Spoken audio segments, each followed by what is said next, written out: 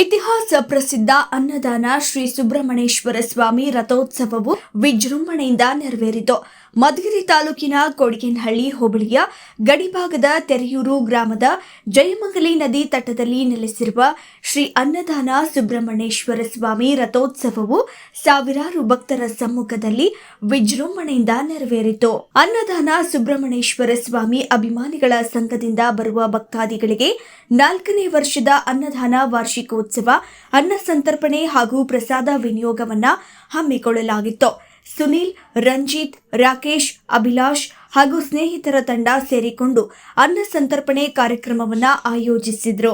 ರಥೋತ್ಸವಕ್ಕೆ ಕರ್ನಾಟಕ ಅಲ್ಲದೆ ಆಂಧ್ರಪ್ರದೇಶ, ತಮಿಳುನಾಡಿನಿಂದ ನೂರಾರು ಭಕ್ತರು ಆಗಮಿಸಿದ್ರು. ಷಷ್ಠಿ ಹಬ್ಬದಂದು ನಡೆಯುವ ಈ ಜಾತ್ರೆಗೆ ಈ ಭಾಗದವರಲ್ಲದೆ ಸೀಮಾಂಧ್ರದಿಂದಲೂ ಭಕ್ತರು ಬಂದಿದ್ರು.